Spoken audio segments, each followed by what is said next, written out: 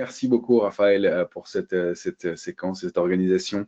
Merci aussi BOE aussi de nous faire confiance et de nous permettre de démocratiser de contribuer à démocratiser ces produits en France qui sont trop peu connus. Merci à vous toutes et tous d'être venus nous suivre au cours de ces 3 sessions de formation. Et pour cette 3e et dernière, on va rentrer un peu plus dans des cas concrets. Maintenant que vous maîtrisez complètement ce que sont les options, que vous maîtrisez les grecs aussi, puisque vous avez trouvé les replays des différentes formations sur la chaîne YouTube de WH. Et donc, vous avez pu revenir sur ce qu'on vous expliquait la semaine dernière. J'espère que les choses sont claires. Petite précision, vous m'excuserez, mais vous serez en bonne main. Je devrais vous abandonner à 19h05 précisément pour une question de calendrier qui était de longue date, mais vous serez avec Paul.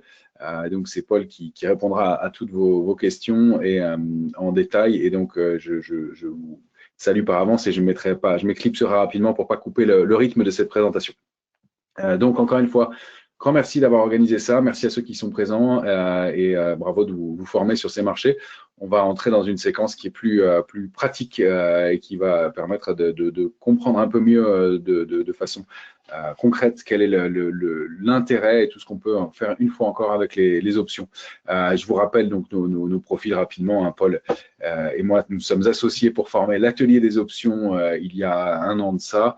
On a lancé cet atelier des options en janvier dernier. Nos formations sont disponibles depuis le mois de juillet. On a beaucoup travaillé pour vous fournir et du contenu gratuit et puis des formations payantes pour ceux qui le veulent, qui veulent aller plus loin pour avoir quelque chose que j'explique en un instant, d'une formation qui se situe vraiment, qui va de la théorie jusqu'à l'autonomie dans l'utilisation des options pour bien passer de la compréhension de base de ces produits un peu techniques qui, je le rappelle, s'ils sont mal utilisés, sont dangereux, pour lesquels on peut perdre tout son capital et même plus, tout le capital investi et même plus, qui, en revanche, qui sont bien utilisés, et c'est d'ailleurs ce qu'on va voir de façon très concrète aujourd'hui, permettent de justement, au contraire, encadrer son risque et de prendre beaucoup moins de risques que sur des marchés traditionnels, simples et purement directionnels. Donc, ces formations, mais elles ont pour particularité, pour intérêt de vous donner une méthode de travail que Paul a mise au point après maintenant près de 15 années de travail sur ces marchés et sur les marchés en général, mais c'est pour ça qu'il a choisi les options, c'est parce que il a réussi à trouver, grâce aux options, un équilibre de travail et une façon de fonctionner, une méthode qui lui conviennent et qui bien permettent, et qui sont hyper pertinentes et qui permettent de bien travailler de façon sécure et vraiment encadrée, avec des stratégies clés en main, mais qui est surtout une méthode de travail que vous pourrez reproduire et dupliquer.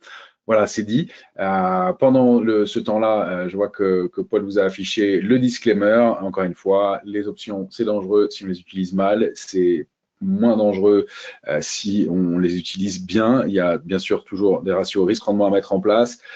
Vous êtes bien sûr aussi responsable du money management, de tous les éléments autour de la façon de l'utilisation des options. Encore une fois, c'est ça qui va compter et on va essayer justement de vous permettre d'avancer dans ce domaine-là. Aujourd'hui, on va utiliser des stratégies d'options. On va essayer de combiner et de cumuler tous les éléments d'apprentissage qu'on vous a proposés au cours des sessions précédentes avec en toile de fond le fait d'aller dans des éléments plus concrets et de combiner notamment des positions d'options et puis de lire et de comprendre comment on affiche un profil de risque et gain sur des options et de le lire de façon assez simple pour comprendre justement l'exposition au marché. On va aller analyser des diagrammes de perte et profit. On va aussi s'intéresser à ce qu'est la volatilité et à son impact sur le prix des options. C'est le nerf de la guerre sur les options, cette volatilité. Et puis, on va aussi apprendre à transcrire un scénario de marché pour l'appliquer sur les options avec toutes les possibilités qu'offrent les options. On ne vous ne montrera pas tout aujourd'hui par définition, il y en a beaucoup, mais en revanche, de faire un premier tour de ce qui existe de ce côté-là. On fera au fur et à mesure, bien sûr, des petites pauses pour répondre à vos questions et voir si vous avez pu assimiler au fur et à mesure les éléments. Alors, on va commencer tout de suite par un élément très concret, c'est comment dessiner le diagramme d'une option à expiration. On précise bien ici que c'est le dessin du diagramme à expiration, puisque on verra par la suite éventuellement que l'option se dessine comme ça, enfin le profil d'évolution du prix d'une option se dessine à expiration par défaut, mais qu'on peut envisager l'évolution de cette option tout au long de sa vie. Je rappelle qu'une option, on peut l'ouvrir, mais on n'est pas obligé d'attendre l'expiration. On peut la négocier à n'importe quel moment de la vie du marché et quand les marchés d'options sont ouverts par définition. Alors, pour prendre un exemple concret, on va commencer par la vente d'un put, donc une stratégie de vente de put sur le titre LVMH, pour lequel on a pris un prix d'exercice de 400, alors que LVMH cote 461. La prime perçue pour le fait de vendre cette option de vente, vendre ce put, eh bien, c'est 10 euros. Vous avez à gauche, de façon verticale, le PNL, en fait, ce qu'on appelle le profil gain-perte. Au-dessus du trait vertical, du trait horizontal, ce sont les gains potentiels et en dessous, ce sont les pertes. Vous le voyez avec cette courbe qui va du plus vers le moins. Et puis à droite, c'est le prix du sous-jacent, le prix de l'action elle-même et donc l'impact de l'évolution du prix de l'action sur l'option elle-même et donc sur son évolution. On a donc ensuite, eh bien on va commencer pour tracer ce diagramme, déterminer un prix d'exercice. Donc, c'est sur la barre des prix que le strike va être déterminé. Dans notre exemple, on a dit qu'on vendait un put de prix d'exercice 400. Donc, on a déjà 2 points de repère. Le prix d'exercice, le strike sur la barre des prix, et puis la prime perçue, 10 euros dans notre exemple, sur le trait vertical. Une fois qu'on a affiché ces éléments-là, eh bien, on va pouvoir déterminer ce qu'on appelle le point mort de la stratégie. C'est le niveau, si on attend l'échéance, à partir duquel la stratégie commence à perdre ou ne perd plus comme on veut. Dans notre cas de figure, le calcul est assez simple. Hein. Pour calculer le point mort, on va prendre le strike moins la prime qu'on a encaissée. C'est toujours cette idée sur la vente d'options, hein, que comme on encaisse une prime, eh bien, on a de l'avance entre guillemets sur le marché. Donc la stratégie dans la vente de put, qui est une stratégie dont je rappelle que l'intérêt est d'avoir un sens directionnel haussier ou dans une stabilisation, mais avec un biais plutôt haussier par rapport aux autres types de positions. Le point mort, donc, c'est le strike moins la prime. Donc, le strike, c'est 400. La prime perçue, c'est 10. Donc, tant qu'on est au-delà de 390, la stratégie reste gagnante.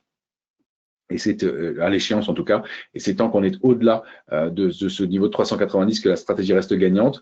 Et le gain maximal de cette stratégie, on le connaît dès le départ, c'est 10 euros, c'est la prime perçue. Et ce gain maximal, il sera perçu et entériné définitivement si le sous-jacent, si l'action, si LVMH termine à 400 ou plus d'ici l'échéance. Donc, on voit que pour un sous-jacent qui cote 461, on a de la marge avant que les choses retracent. Et donc, voilà comment s'affiche cette courbe de ratio gain-perte, avec donc ce trait horizontal orange qui est le gain maximal tant qu'on est au-delà de 400, et puis cette oblique baissière orange qui commence à décliner dès qu'on passe sous les 400, qui arrive à ne plus être rentable, si je puis dire, et donc à ne plus avoir de valeur de la prime encaissée quand on atteint 390, et qui commence à être perdant quand on passe sous 390. Il faut rappeler que la vente de put sèche expose à une perte nominale qui correspond à la taille de la position globale, moins la prime perçue. Donc, on a une perte qui est limitée à l'actif qui vaudrait 0. Donc, on a une exposition, quand on est vendeur de put sec, qui est assez importante, il faut le dire, même si la probabilité de gain globale reste en notre faveur. C'est une exposition qui est assez importante en vendant du put sec, mais là, c'est le diagramme juste de la vente de put sèche pour comprendre cette stratégie. On va s'intéresser maintenant qu'on a expliqué ces éléments-là dans quelques instants à la sélection de la stratégie, mais comme on voulait avancer par étapes, être sûr que tout le monde soit bien clair sur les éléments, est-ce qu'on a déjà des questions à ce stade-là? Alors, des questions. Je crois que pour l'instant, non. Non. Je vois un commentaire sympa, l'atelier des options est très bien, merci. Et donc, on avance dans la sélection de la stratégie. Sélection de la stratégie, bien, c'est de définir, comme vous le voyez à l'écran, un objectif. Hein. Il faut, grâce aux options, avoir cette idée qu'on peut faire des choses plus subtiles que le directionnel pur. J'achète une action LVMH, eh bien, si elle monte, je gagne, si elle perd, je perds, et si elle baisse, je perds. Et donc, cet aspect peut être lié à une stratégie aussi. Hein. On peut décider que si elle prend 30%, je prendrai mon bénéfice. Si elle perd 5%, je couperai ma position. Ça peut être aussi une stratégie, mais avec les options, on va pouvoir aller travailler de façon bien plus large. Alors, on l'avait expliqué dans les webinaires précédents, mais on peut le rappeler ici, que les options, ça permet de protéger son capital ou une ligne de titre. Ça permet de générer du revenu avec la vente d'options, notamment, qui permet d'encaisser de la prime et de générer des revenus. Ça permet de gérer son risque et de faire ce qu'on appelle du hedging, d'équilibrer ses positions en équilibrant des positions d'options et d'actions, d'options et de futurs, ou d'options entre elles tout simplement. Ça permet de maximiser l'exposition du capital, puisqu'on bénéficie aussi d'un effet de levier, qui quand il est bien utilisé, encore une fois, est profitable, et puis de gérer la trésorerie, puisqu'on a encore une fois cette possibilité, en ayant une exposition moindre, en utilisant une part de capital moindre, une exposition plus importante, et puis de pouvoir gérer dans ce cas-là en partie sa trésorerie aussi. On peut travailler, et je vais le rappeler quand même encore une fois parce que c'est toujours intéressant de se figurer les choses, qu'on peut travailler de façon directionnelle, donc à la hausse ou à la baisse. On peut travailler dans l'absence de tendance aussi, gagner de l'argent en l'absence de tendance. Et je le répéterai plusieurs fois, je l'ai déjà fait, mais que les marchés n'ont pas de tendance pendant 30 à 60% du temps, selon l'horizon de temps auquel on les regarde. Donc, c'est à prendre en considération. On peut travailler en travaillant mieux qu'avec des ordres stop, en évitant la mort subite des ordres stop. On peut réparer des positions perdantes, on peut optimiser des prix de revient, on peut créer des stratégies de combinaison de prix variées quasiment à l'infini. On peut décider aussi d'anticiper des mouvements faibles, des mouvements plus importants, et d'exploiter l'évolution de la valeur temps. On l'a vu ensemble la dernière fois. Plus le temps passe, plus l'option perd de la valeur. Eh bien, ça, c'est aussi quelque chose qui est à prendre en compte et qui peut être une source de bénéfices, bien entendu. Et puis, de travailler surtout et aussi avec la volatilité, la hausse ou la baisse de la volatilité, qui sont des paramètres qui sont importants et qui donnent une dimension bien plus large que la dimension classique. Étape 2, quand on a choisi sa stratégie, parmi tous les éléments disponibles grâce aux options, eh bien, on va décider quelles options sont les plus appropriées pour intervenir. Est-ce que je vais prendre des calls, des puts, et puis comment je vais les utiliser pour atteindre mon objectif en prenant ces paramètres-là, et puis des paramètres aussi au-delà de ça de temps et de volatilité. Alors, pour la sélection de la stratégie, on va commencer par le paramètre de protection du capital. C'est la stratégie qu'on va choisir d'illustrer aujourd'hui avec nos différents exemples. Pour commencer, le premier paramètre, c'est la durée à laquelle on va effectuer sur laquelle on va effectuer cette stratégie. Je peux décider grâce aux options. Par exemple, quand on prend un contrat d'assurance pour sa maison ou sa voiture, en général, on s'assure pour une année. On prend rarement des assurances qui sont plus courtes que ça. Mais avec le marché des options, on peut assurer son capital pour 24 heures, on peut l'assurer pour 6 mois, 1 an. On peut travailler au-delà. C'est plus rare, en fait, dans ce genre de stratégie, de travailler avec du très, très long terme. Mais en tout cas, on peut déterminer donc le coût de l'assurance. Évidemment, plus on va s'assurer pour une période de temps longue, plus ça aura un coût. Et donc, au cours de cette période, de déterminer si le marché va monter, baisser ou stagner, parmi les 3 choix principaux qu'offrent les options. Et puis ensuite, de déterminer aussi pour la création de cette stratégie, le prix à payer ou à recevoir selon l'optique qu'on va avoir pour la protection et bien sûr des risques associés. Il est évident que plus on a de chances que notre stratégie se révèle favorable, plus le coût sera important et vice-versa. Donc, c'est toujours une question de ratio risque-rendement qui va être à déterminer et à équilibrer en fonction de ces stratégies d'options, bien entendu. Et puis de taux de réussite. Plus on a moindre probabilité de gain, plus la probabilité de réussite est importante. Et donc, ça fait partie des éléments qui peuvent être à prendre en compte dans un money management. On peut décider de gagner beaucoup de fois un petit peu. C'est ce que font les assureurs, au risque de perdre une fois un peu plus. Et on peut décider l'inverse aussi et adapter ce scénario-là selon sa lecture du marché, selon des méthodes, selon des stratégies. Et c'est ce qu'on essaie de mettre au point et en place avec les éléments de l'atelier des options. Alors, le cas du protective put, put de protection, là, dans le cas qu'on prend ici, c'est de protéger son capital ou une action contre une baisse de l'actif. Donc, on sait dans ces cas-là qu'on va choisir le put. Quand on a sur le diagramme à gauche l'achat de l'actif, de l'action par défaut, on voit cette courbe, cette oblique linéaire, hein, qui est une diagonale parfaite avec l'évolution autour des prix. Quand on décide d'acheter un put, ben, on va commencer par gagner si l'actif baisse, on va commencer par payer une prime. Donc, on voit que la courbe que vous lisez du profil gain-risque commence par une ligne horizontale qui est sous la zone du prix et donc qui est dans la partie perdante, puisque pour acheter un put, on va commencer par décaisser une somme, par définition, c'est logique.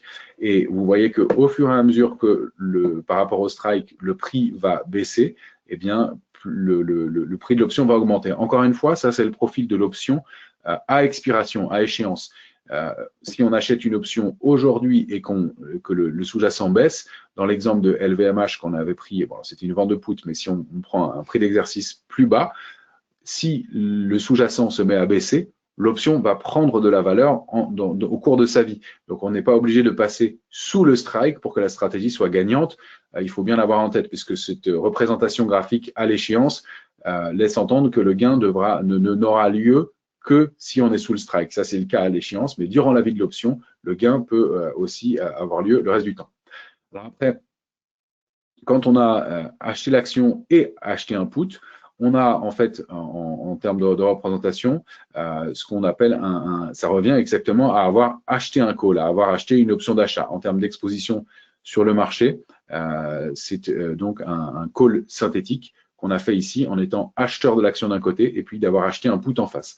Alors, on voit la conjonction des différents diagrammes et on reconnaît le diagramme final qui est la représentation graphique de l'achat de call avec le trait noir le plus épais, avec une ligne horizontale qui est donc la perte maximale tant qu'on est sous le prix d'exercice, et puis un gain qui commence à se mettre en place une fois qu'on dépasse le prix d'exercice et surtout une fois qu'on a dépassé le fameux point mort, donc qui est l'écart entre le prix d'exercice et la prime payée, enfin le prix d'exercice plus la prime qu'on a dû payer.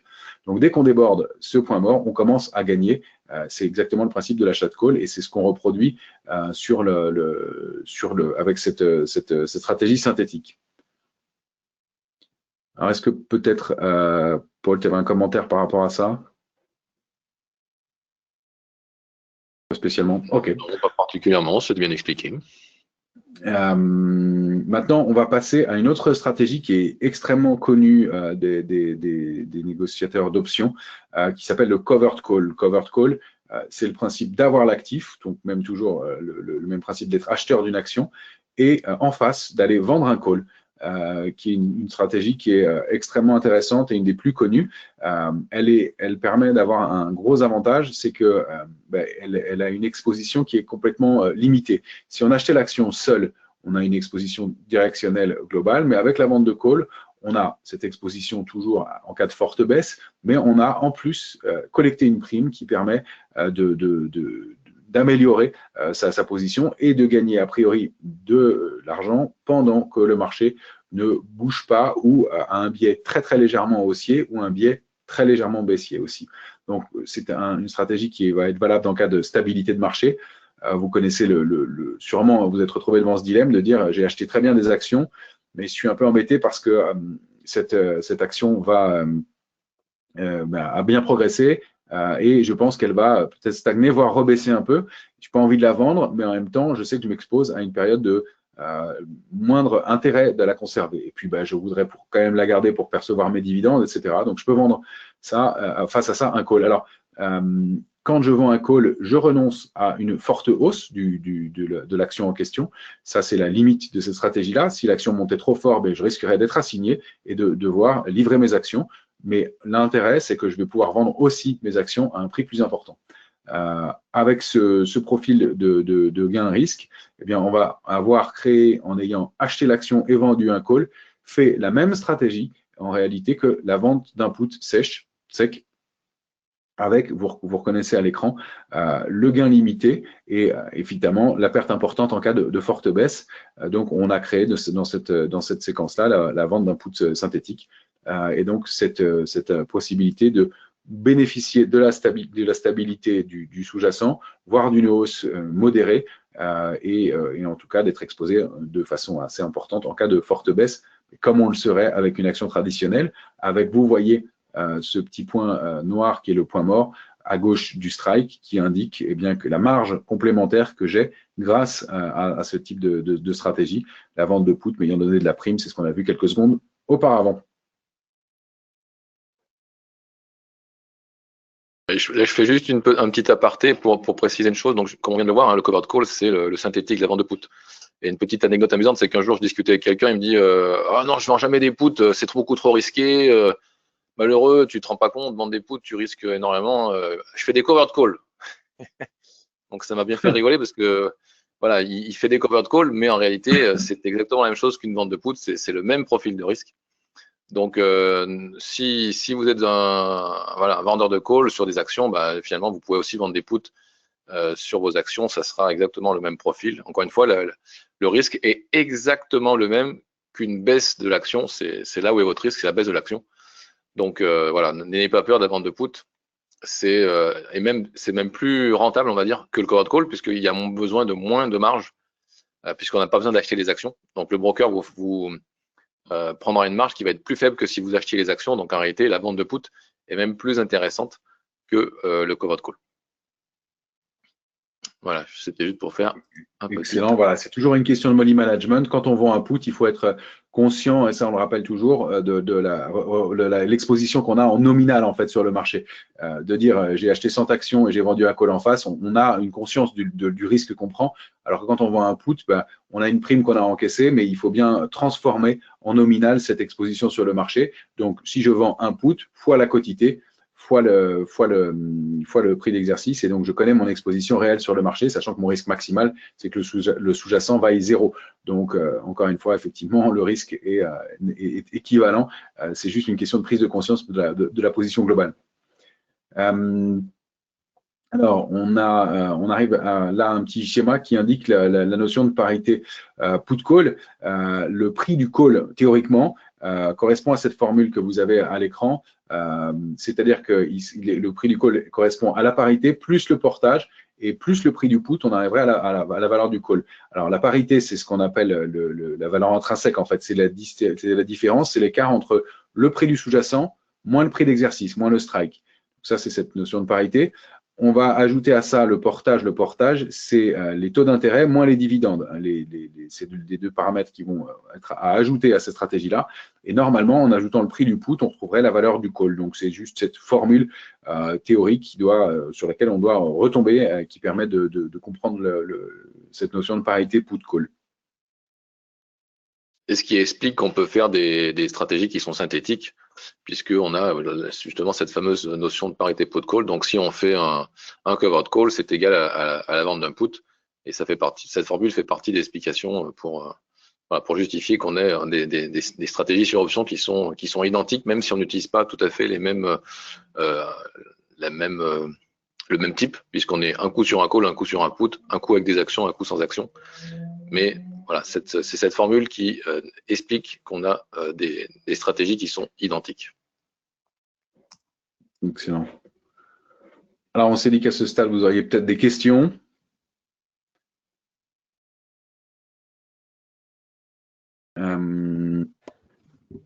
Si tu vois s'il y en a une là, Romain, de ouais. Amine.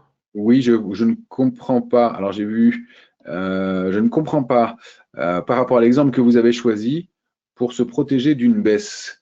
Alors, je ne comprends pas bien la question.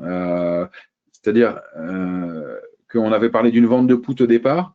C'était l'exemple de base. Ça, c'était une stratégie haussière ou un marché plutôt stable avec un biais haussier. Et ensuite, on a parlé de l'achat de put qui là a une stratégie de protection. quand on parle de la stratégie de protective put, vous voyez que en fait, si j'achète un put de prix d'exercice, je vais essayer de revenir un petit peu sur les bases de l'achat d'options, mais si j'ai une action qui vaut 120 et que j'achète un put de prix d'exercice 100, non compte tenu de la prime, c'est pas l'objet dans mon exemple, mais eh bien, si j'achète un put de prix d'exercice 100, si l'action passe sous 100, moi, je suis assuré de vendre toutes mes actions au prix de 100 au minimum. C'est-à-dire que si l'action ouvre avec un gap baissier à 80, moi, je sais que je vendrai mes actions à 100, je suis garanti de ça. Donc, c'est dans ce sens-là que est intéressant l'achat de put. Et donc, on retrouve le profil synthétique de l'achat de call, puisqu'on a exactement le même risque. Si j'achète un call et qu'on termine sous mon prix d'exercice, eh bien, au moment de l'échéance, j'aurais perdu toute la valeur de ma prime. Alors qu'évidemment, si je suis acheteur d'actions, j'aurais toujours mes actions, mais j'aurais une perte qui aurait été limitée potentiellement par l'achat du put.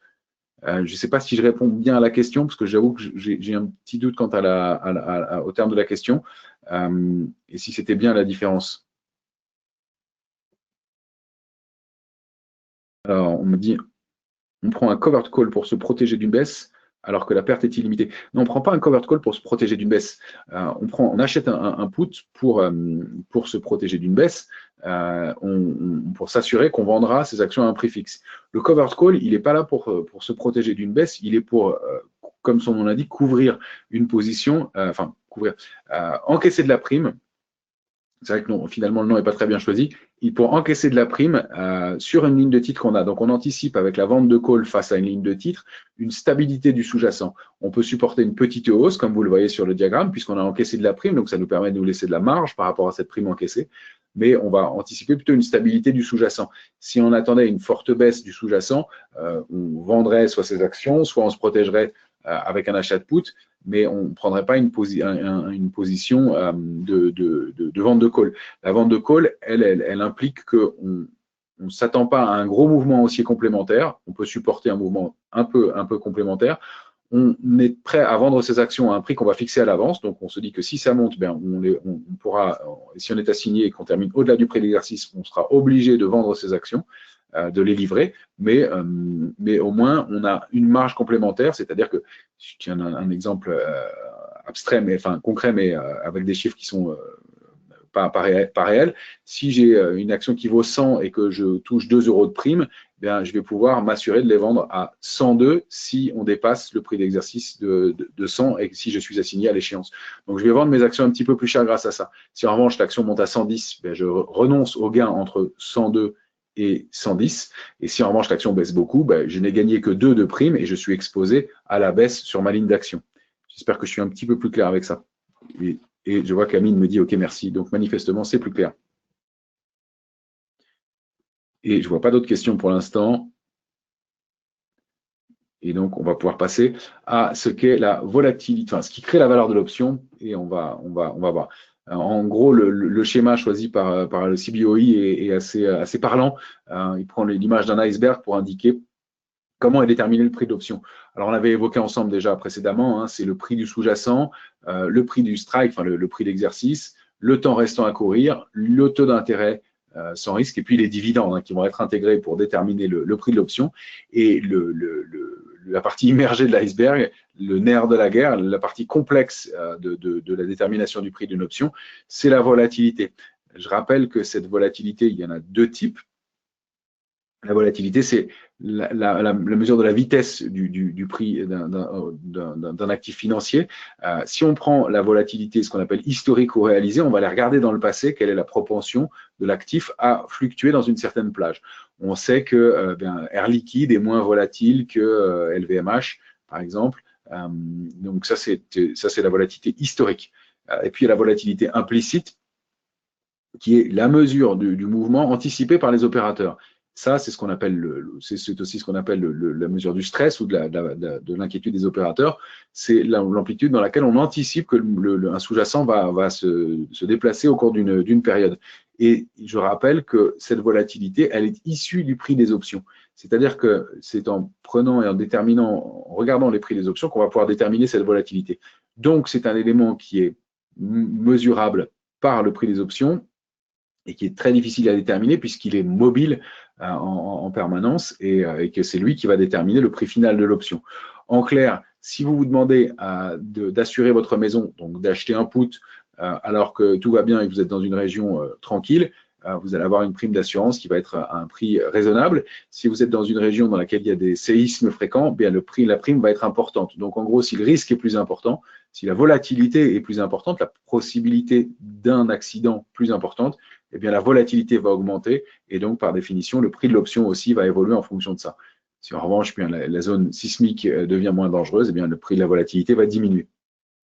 Alors, c'est pour ça que on va avoir différents prix d'options qui vont être visibles sur la chaîne d'options que vous avez à l'écran. Et on va avoir cette mesure de la dispersion des rendements avec cette courbe de Gauss qui est connue en termes de lecture probable du risque. La courbe la plus pointue et la plus haute, eh bien, c'est la proportion de déplacement de la volatilité qui va être la moindre, celle qui est en vert et qui est tout au fond. Donc ça, c'est une anticipation de faible volatilité avec un faible décalage des prix. Et puis, au fur et à mesure que la volatilité va augmenter, la courbe va s'élargir et s'aplatir. La plage de fluctuation des prix va augmenter et la volatilité, elle aussi, donc par définition. Et donc, cette courbe va s'aplatir comme on le voit ici, donc avec une plus grande proportion de possibilité de décalage du sous-jacent.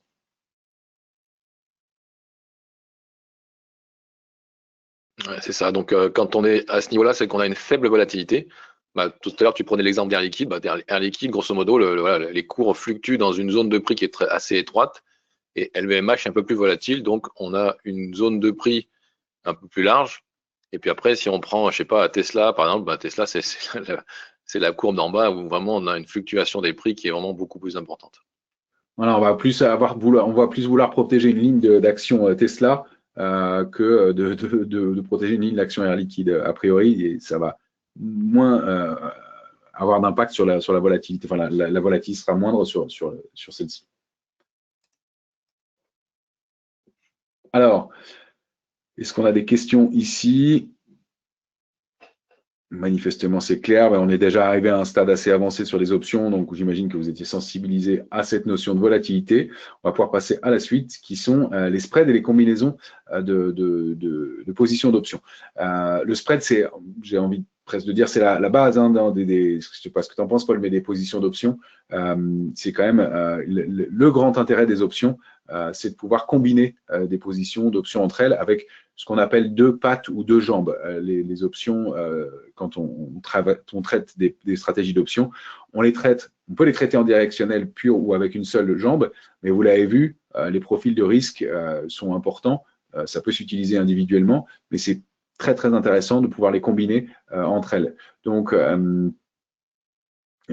ça va être la possibilité de grouper des positions, et comme on le disait au début, soit avec des positions d'options entre elles, soit des positions d'options et d'actions, soit des positions d'options et de futurs, pour créer des stratégies. Les spreads ont plusieurs avantages. Ils permettent de réduire le risque, vous l'avez vu à l'écran, de réduire le coût de transaction, puisque si j'achète une option, elle va avoir un coût. Si je la vends, j'encaisse une prime. Donc, la vente d'options va pouvoir me permettre de diminuer le coût de ma stratégie. Et puis, alors, de plafonner évidemment potentiellement le gain, mais aussi de limiter la perte.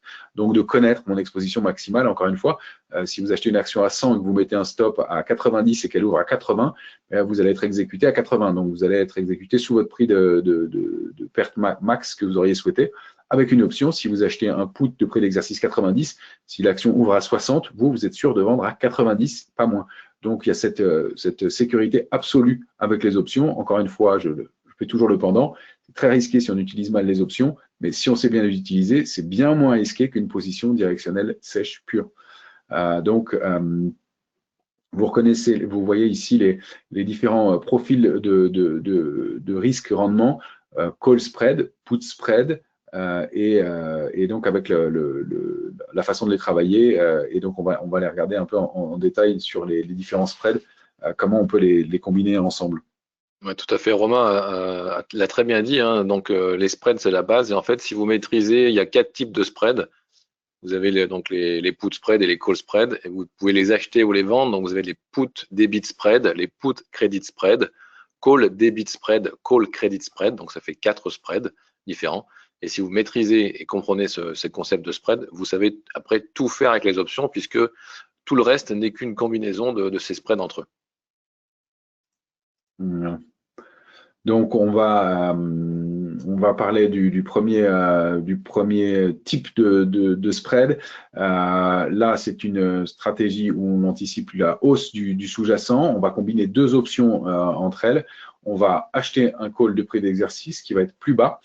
Et puis, on va vendre un call de prix d'exercice plus haut que le premier prix d'exercice choisi.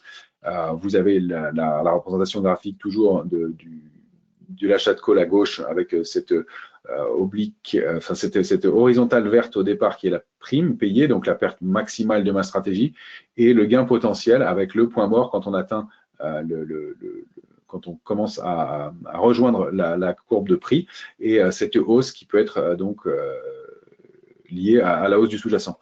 En contrepartie, si on veut donc couvrir sa stratégie, limiter son gain aussi effectivement, mais encaisser une prime, eh bien on va pouvoir vendre un call en face de prix d'exercice supérieur. Donc si j'ai une action qui vaut 100, eh bien, je vais pouvoir acheter un call et puis de prix d'exercice par exemple 110 et vendre un call de prix d'exercice 130. Donc je sais que je ne gagnerai pas plus que si l'action dépasse 130, mais en revanche mon achat de call 110 va être financé par ma vente de call de prix d'exercice supérieur. Donc on retrouve dans ce cas-là le profil du call spread. J'ai un gain qui est capé, c'est-à-dire qui est limité, mais ma perte aussi, enfin, qui est capée, hein, donc avec un gain maximal qui est bloqué, et j'ai une perte qui est limitée puisque je sais mon exposition, le coût de ma stratégie, eh bien, c'est le coût de ma stratégie qui est la perte maximale. Alors vous voyez, c'est le coût de la stratégie globale et c'est plus le coût de l'achat du call sec. Quand on achète le call sec, on voit cette perte qui est le prix de la prime payée de l'achat de call, alors que quand on a fait le call spread, eh bien, on a une perte maximale qui est plus limitée puisqu'on a encaissé cette prime qui vient réduire le coût de l'opération tout simplement.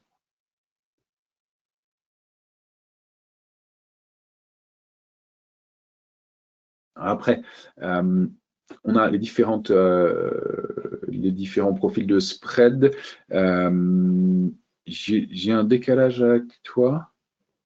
Oui, pardon, voilà, j'y suis. Alors, si on veut maintenant créer comparer les différents types de spread, on peut acheter, c'est ce que vous expliquez Paul, acheter le call spread, vendre le call spread, acheter le put spread et vendre le put spread. Et en regardant bien les différentes courbes d'évolution des PNL, on voit que l'achat de call spread correspond, qui est tout à gauche, correspond à la vente du put spread qui est tout à droite.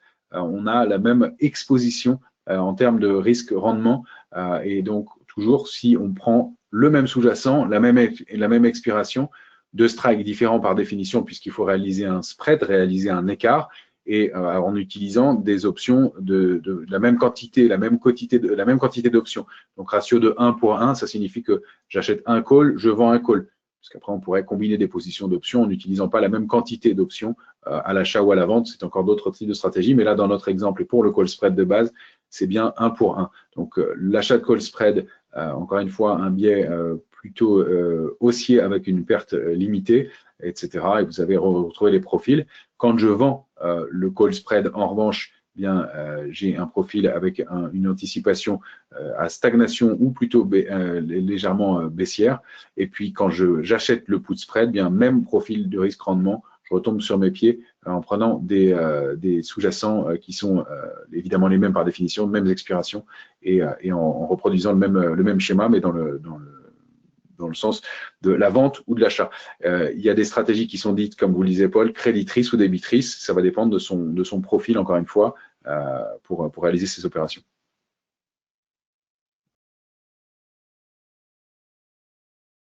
Alors, le call spread, bien, on va l'illustrer par un exemple chiffré, puisqu'on a bien repéré donc le graphique du profil risque-rendement. Vous avez ici le profil d'un achat de call spread sur LVMH. On prend un achat de call de prix d'exercice 440. LVMH vaut 461 au moment où on fait l'opération. On va en face vendre un call de prix d'exercice 480. Le coût de cette stratégie, eh bien, c'est ma prime payée, donc 37,10, moins ma prime encaissée, 16,50.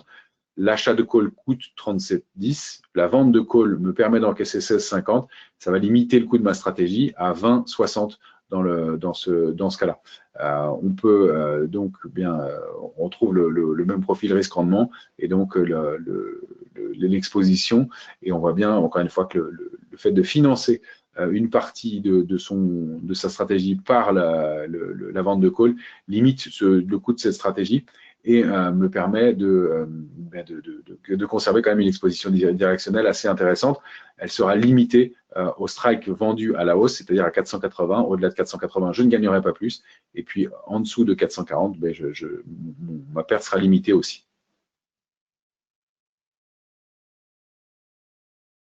Tout à fait. L'intérêt de faire un call spread ici, ça va être de réduire le prix de revient. C'est-à-dire qu'en fait, si j'achetais que le call 440, il faudrait que mon prix de mon point mort serait à 440 plus 37,10. Donc mon point mort serait à 477,10.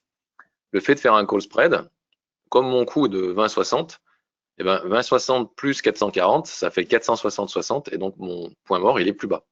Donc ça a quand même un intérêt, c'est que le sous-jacent a besoin de moins monter pour que ma stratégie soit gagnante. Exact.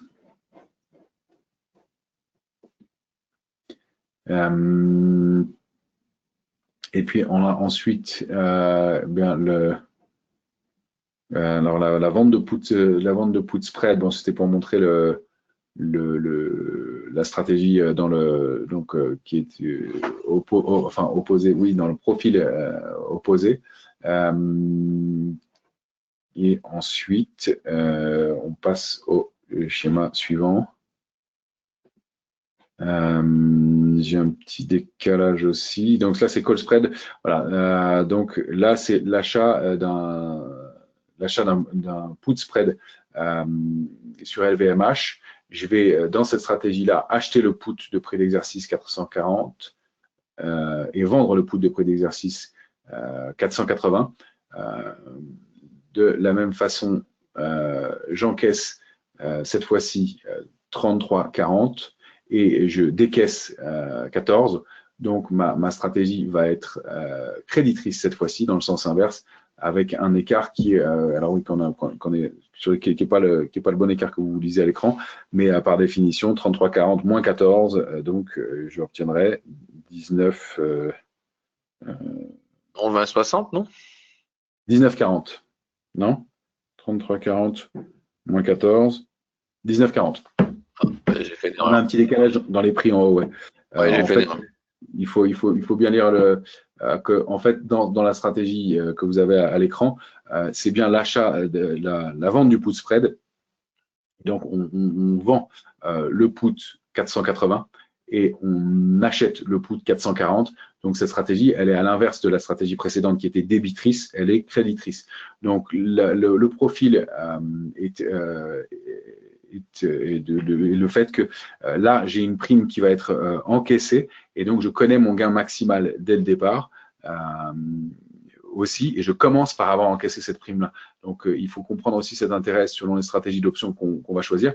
Si on a des stratégies débitrices, eh bien, on a un coût dès le départ, alors que pour les stratégies créditrices, on connaît son gain maximal dès le départ et la prime est encaissée dès le début aussi. Ouais, là, l'objectif de la slide, donc j'ai fait une erreur dans la retranscription des prix, mais l'objectif c'était de montrer encore une fois, comme tout à l'heure avec le covered call et la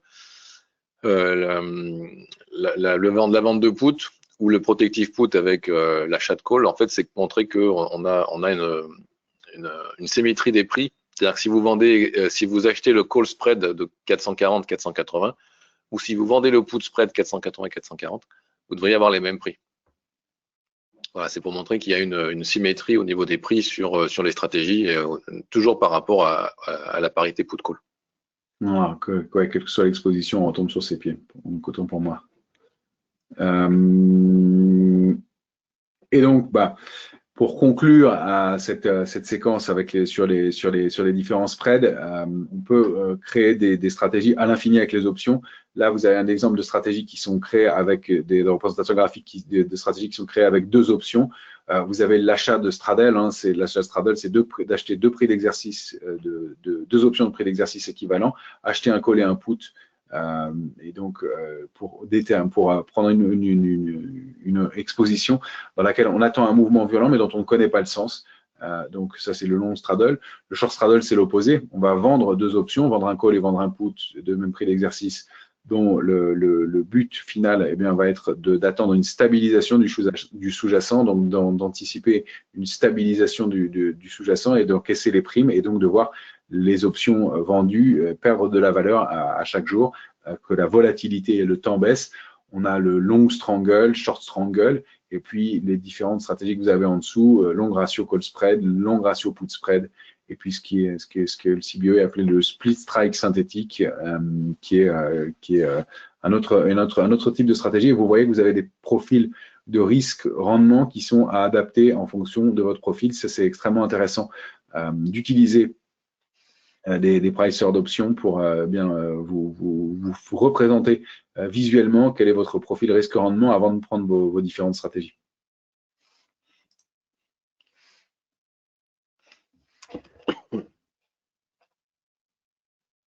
Et voilà, et je vois qu'il y a une question pour utiliser une stratégie d'options combinées sur un indice, CAC ou DAX, en respectant des marges de sécurité acceptables, 1% maximum par trade, quel capital minimal préconisez-vous?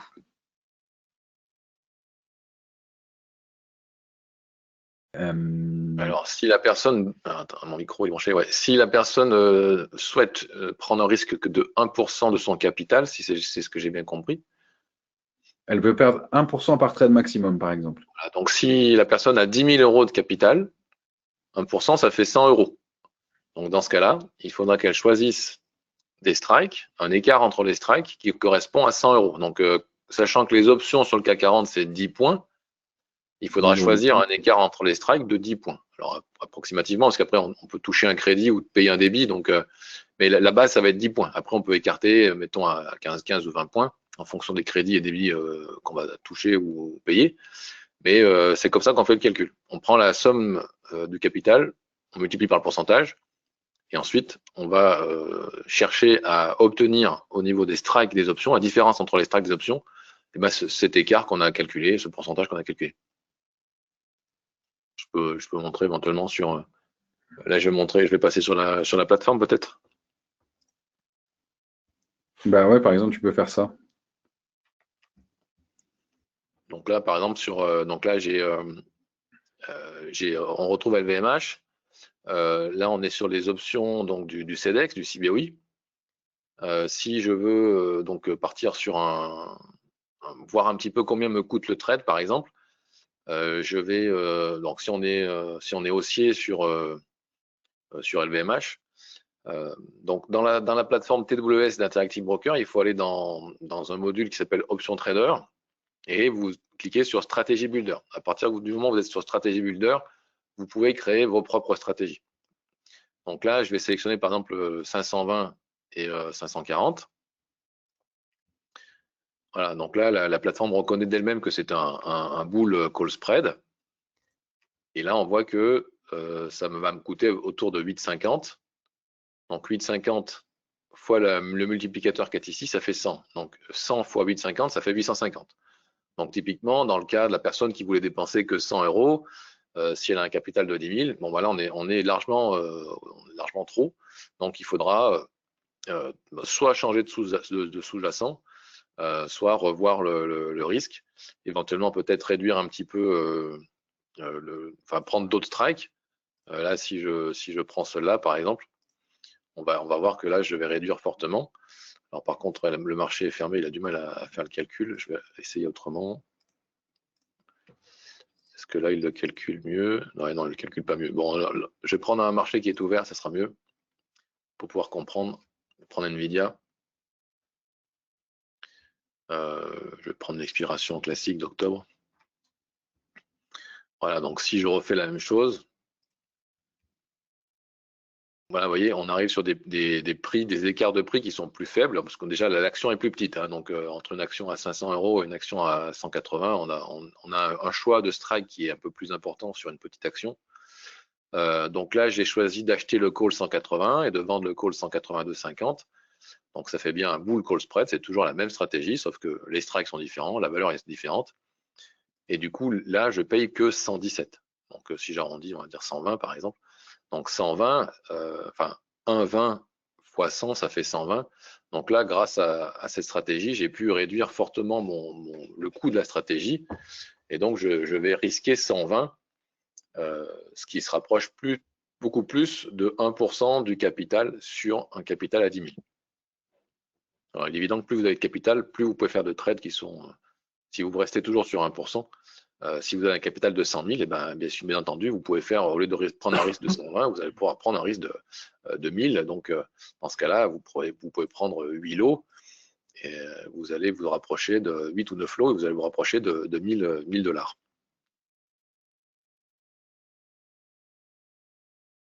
Excellent. Je vois qu'il y a d'autres questions. Quel pricer d'options utilisez-vous? Est-ce que vous avez des exemples de pricer? Alors, si vous prenez un compte avec WH Self Invest, vous allez pouvoir utiliser le pricer de la TWS. Donc, vous voyez, là, j'ai ajouté mes deux options pour faire le bull call spread. Si vous faites profil, vous allez voir apparaître le profil de la stratégie. Et là, vous allez pouvoir un petit peu, justement, voir un petit peu ce que donne votre trade dans le futur, faire des comparaisons. Donc, en très fort, on retrouve l'expiration, dont on a parlé un petit peu avec Romain. Hein, donc, c'est-à-dire que c'est souvent, on parle de ce diagramme-là parce que c'est celui qui est le plus facile à comprendre. Donc, on retrouve ici toujours le même principe, hein, c'est-à-dire que sur la colonne de droite, vous avez les pertes et profits. Vous avez le 0 qui est ici. Donc, mon point mort va être sur cette ligne-là. Tout ce qui se trouve en dessous, ça va être une perte. Tout ce qui se trouve au-dessus, ça va être un gain. Et on voit bien qu'avec le bull call spread, on a une stratégie qui est à risque limité. C'est-à-dire que là, j'ai acheté ce strike-là de 180. Quand on va être en dessous de ce strike, bon, j'aurai une perte, mais ma perte sera limitée au débit que j'ai payé initialement. Quand on va arriver au strike que j'ai vendu, qui est le 182,5, on va se retrouver donc en gain, mais le gain sera limité par rapport à le calcul du gain, ça va être l'écart entre les strikes, donc 182,50 moins 180, ça fait 2,50. Si j'ai payé 1,20, mon gain maximal sera de 130, 1,30 et donc 130. Voilà, donc on peut se servir du pricer pour regarder vite fait ce que donne le trade à expiration. Et puis on peut faire aussi un peu plus dans le détail avec éventuellement quelles pourraient être les variations en fonction de la date. Donc par exemple, si je vais un peu plus loin dans la date, on va voir que les pointillés changent, puisque les pointillés, ce sont justement le calcul de ce que pourraient représenter mes pertes et profits, mais à une date. Et cette date, c'est moi qui l'ai choisie. Donc, par défaut, au départ, elle est à l'instant T quand je prends le trade. Et puis après, moi, je peux faire varier la date pour voir quels pourraient être mes gains et profits, donc à une date différente. Donc, c'est ce pricer-là que vous aurez à disposition avec la plateforme de WH Self Invest, avec le broker. Il y a d'autres possibilités après, hein, si vous voulez rentrer dans le détail des Grecs, c'est possible aussi. Donc là, je vous montre que quelques notions, mais le pricer permet de faire plusieurs choses. Et vous avez aussi des statistiques par rapport à la probabilité de votre trade et par rapport au rendement que vous pouvez en tirer avec les points morts, les commissions mensuelles, les marges. Donc il y a beaucoup d'informations dans le pricer. Donc, ça est vraiment intéressant à utiliser pour justement la représentation des risques. Ça me permet de rebondir sur la question suivante. Qui est merci pour ces explications. J'avoue que c'est assez compliqué. J'imagine qu'il faut beaucoup pratiquer. Oui, il faut pratiquer. Alors, c'est assez compliqué. On peut le voir aussi différemment. On peut dire qu'intellectuellement, c'est assez intéressant. que ça permet justement de pouvoir schématiser son profil gain-risque et de le connaître assez précisément. Donc oui, ça nécessite du temps et un peu de compréhension. D'utiliser ces outils permettent d'intégrer différents paramètres et donc de pouvoir anticiper les scénarios de marché de façon beaucoup plus fine que la hausse ou la baisse. Et donc, encore une fois, on entre dans une autre dimension. Et la question suivante, c'est comment choisir entre le sous-jacent, le strike, la stratégie. Donc là, c'est une question assez ouverte. Ouais, bah alors je vais juste revenir 2 secondes sur la remarque que tu as faite à l'instant. C'est vrai que moi je compare toujours un petit peu les options avec les échecs. Donc je dis toujours aux gens, quand vous achetez une action ou vous achetez un CFD, bah, vous jouez aux dames. Voilà, c'est très simple. Ça monte, vous gagnez, ça baisse, vous perdez. Avec les options, c'est plus compliqué. Donc vous jouez aux échecs. Donc il y a des stratégies à mettre en place, voilà, en fonction des strikes, des échéances. C'est pas la même chose. Voilà, les pièces sur un échiquier, elles ont toute une fonction différente. Des avantages, des inconvénients, elles ont une valeur du point. Les options, c'est un petit peu ça. Vous jouez aux échecs, donc c'est plus compliqué que les dames, mais c'est à mon avis plus intéressant que les dames. Voilà. Donc, comme le dit Romain, il faut donc du coup pratiquer, bien entendu, c'est sûr. Hein, c'est plus facile d'apprendre à jouer aux dames que d'apprendre à jouer aux échecs, mais par contre, ça offre beaucoup plus de possibilités. Et cet outil d'affichage est vachement agréable. Je te coupe, pardon Paul, mais parce que je dois vous laisser comme je vous l'avais dit. Donc vous êtes en bonne main. Il y a encore quelques questions, je vois.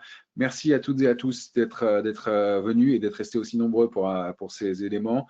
À bientôt sûrement, puisque je sais qu'on continuera à parler d'options et voilà. Merci à Raphaël, merci aussi BOI et puis merci à toi Paul de continuer sans moi. Pas de problème. Merci Romain. Merci à bonne vous. soirée, à bientôt. À bientôt. Merci, au revoir. Alors après, pour répondre à la question, pardon, je me permets, Paul, je vois une question. Loïc demande s'il y a des comptes démo. Du coup, je me permets de répondre. Oui, quand vous allez sur notre site, vous avez des comptes démo, donc vous pouvez vous entraîner sur la TWS.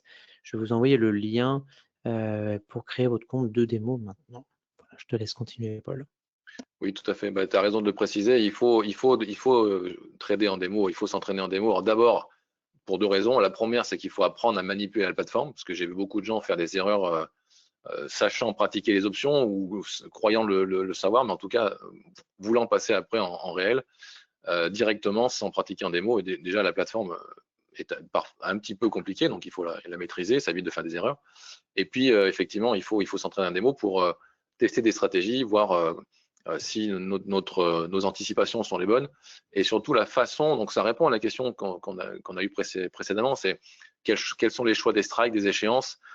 Justement, être en démo, ça va permettre de faire ce genre de simulation, entre guillemets, c'est-à-dire que on l'a vu dans la présentation, on peut faire soit si on est haussier sur un actif, on peut faire soit un call spread, soit un put spread. Alors, un debit call spread ou un credit put spread. Donc c'est pas forcément les mêmes stratégies. Donc là à l'écran par exemple vous avez ce qu'on a vu tout à l'heure, donc un bull call spread. Voilà, je vous remonte vite fait le profil. Voilà, on voit ce qu'on peut gagner, ce qu'on peut perdre, les probabilités de réussite. Vous voyez, on a 46% de probabilité de réussite. Voilà, maintenant je vais vous montrer une autre stratégie qui va être différente. Voilà. J'ai le même écart entre les strikes, j'ai 2,5 $ d'écart entre les strikes, mais par contre, là, je vais toucher un crédit et vous allez voir le profil est complètement différent. Donc, vous allez me dire, c'est pas très intéressant, mais voilà. On a en fait ici, alors on a un tout petit gain, c'est vrai. On a une grosse perte, c'est vrai, potentielle, mais regardez les taux de réussite, 82%. Voilà, donc ça, c'est la théorie, bien entendu. Mais ce qu'il faut savoir, c'est que si on utilise en plus l'analyse technique, ou moi j'utilise du backtest par exemple, bon ben ça c'est la taux théorique, mais après dans la pratique, je vais monter à 90%. Donc faut savoir ce qu'on veut avec les options. On peut avoir des profils de risque beaucoup plus avantageux, où on va faire l'inverse, c'est-à-dire qu'on va, si je reviens encore une fois, si je change rapidement sur cette stratégie-là, voilà. On va avoir un profil de risque beaucoup plus avantageux, parce que là, ma perte, cette fois-ci, elle est très faible.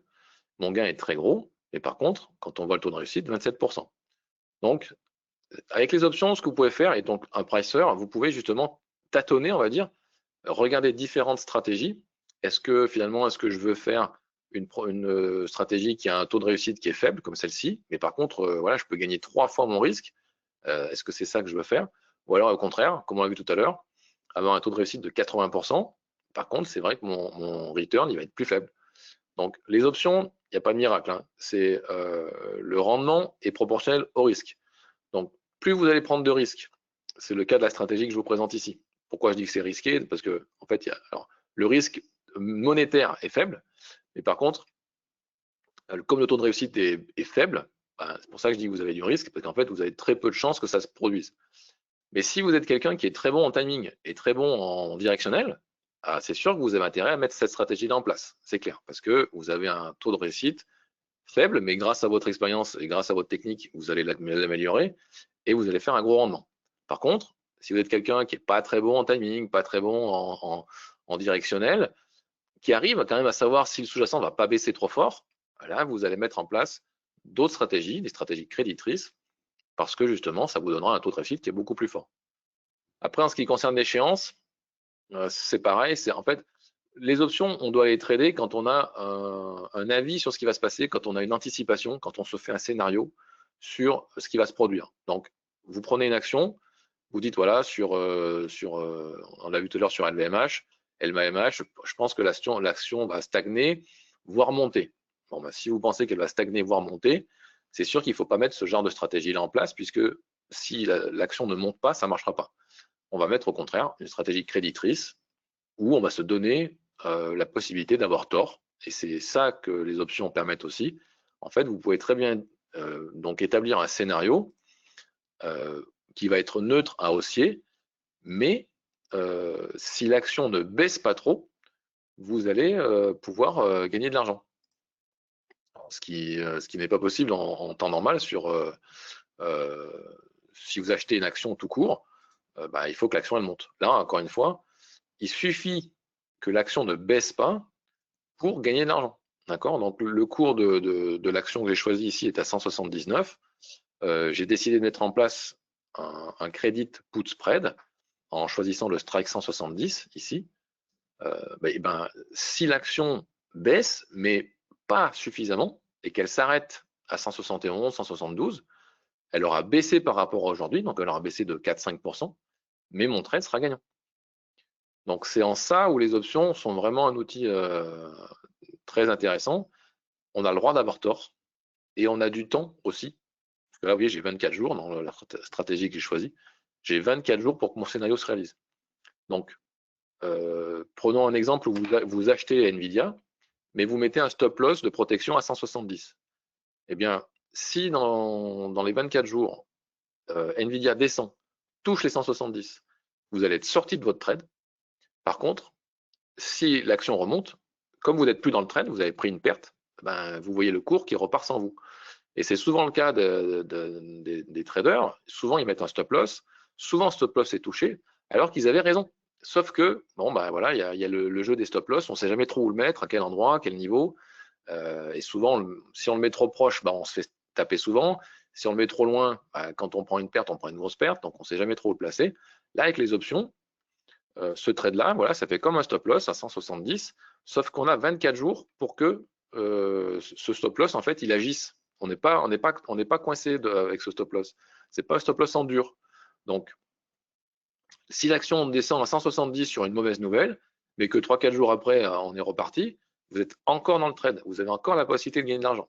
Ce qui ne sera plus le cas si vous avez acheté l'action et mis un stop loss classique. Est-ce que tu as d'autres questions, Raphaël? Alors oui, j'ai une question. Peut-on utiliser cette stratégie pour trader les ranges en intraday?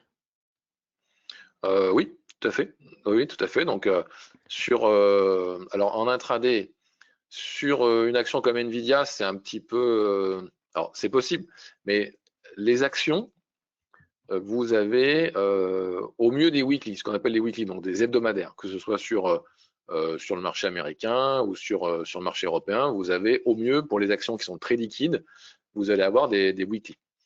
Donc Nvidia, Tesla, Apple, voilà, et beaucoup d'autres. Hein. Sur le marché américain, il y a énormément d'actions qui ont des weekly. Vous avez une expiration tous les vendredis. Donc là, aujourd'hui, on est mardi. Alors, si je veux jouer le range d'NVIDIA en intraday, je peux le faire, mais par contre, l'érosion du temps elle ne sera pas totale puisque l'expiration est vendredi. Donc, je vais gagner, mais je ne vais pas gagner énormément par rapport au crédit que je vais mettre en place. Si vous voulez des options très réactives, vous allez prendre ce qu'on appelle les options 0 DTE, donc qui expirent aujourd'hui.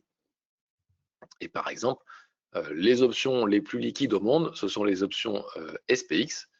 Et vous avez donc là tous les jours, vous voyez, j'ai aujourd'hui, j'ai demain, j'ai jeudi, j'ai vendredi. Donc tous les jours, vous allez avoir une expiration nouvelle, enfin nouvelle. Vous allez avoir une expiration 0 DTE, c'est pas une nouvelle parce qu'elle existe déjà, mais disons qu'elle arrive à expiration le jour même. Et donc là, effectivement, vous bénéficiez de l'érosion totale du temps. Et il est possible de mettre en place des stratégies. Donc d'ailleurs, j'en profite pour faire un peu de pub. Dans mes formations, il y a des stratégies qui sont spécifiques à ce qu'on appelle les 0 DTE pour trader les 0 DTE sur l'indice SPX. Donc oui, c'est possible. Et c'est d'ailleurs, quand je dis que les options sur les SPX sont les plus liquides, il faut savoir que les options 0 DTE, le volume des options 0 DTE sur l'indice SPX, ça a dépassé la semaine dernière, je crois, 70% du volume total des options. Ça veut dire qu'en fait, 7 options sur 10 sur l'indice SPX sont aujourd'hui traitées sur des 0 DTE. Donc, vous voyez, là, on a le volume. Voilà. On a le volume. On voit qu'aujourd'hui, par exemple, il s'est échangé. Alors, le cas, ça veut dire 1000. Donc, 34 000, 42 000, 65 000, etc. etc. Ça, c'est le volume. Donc, on est sur des centaines de milliers d'options échangées aujourd'hui sur ces actions-là. Donc, c'est extrêmement liquide. Et il y a de quoi faire. Et voilà, beaucoup de gens traitent maintenant les 0 DTE parce que effectivement, le résultat, il est binaire, hein, entre guillemets. Ça marche ou ça marche pas, mais on a le résultat dans la journée. Donc, c'est du day trading avec des options. C'est possible de le faire, tout à fait. Ok. Est-ce que tu peux remontrer de nouveau comment est-ce qu'on sélectionne un instrument qui vient du CEDEX? Tout à fait. Donc, il faut prendre une action, alors ces actions européennes, donc vous avez les actions françaises. Alors, je connais pas les tickers de toutes les actions européennes, mais donc là, on est sur LVMH. Si vous tapez après, sinon vous tapez le nom de l'action que vous souhaitez. Là, je tape Michelin, par exemple. Alors, par contre, il m'ouvre sur un autre graphique, enfin, une autre page. Hop, voilà, c'est ML. Donc là, je prends Michelin. Et ensuite, vous arrivez ici, dans la chaîne d'options, vous avez différents exchanges. Et si vous voulez trader les options du CEDEX, donc du CBOE, vous cliquez sur l'exchange CEDEX, CEDX. Voilà. Et là, vous avez donc du Michelin sur l'exchange CEDEX.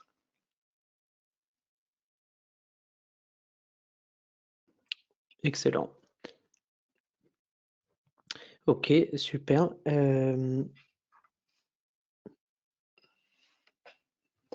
Alors, pour revenir sur ce que tu disais, sur une des stratégies optionnelles dont tu parlais, je crois que c'est le straddle, c'est-à-dire que si on veut, par exemple, si on se dit, bon voilà, comme tu disais, on ne sait pas dans quel sens ça va aller, mais il y a de la volatilité parce qu'il va y avoir certainement une annonce ou un NFP ou que sais-je, et on veut jouer, entre guillemets, sur la volatilité à la hausse ou à la baisse.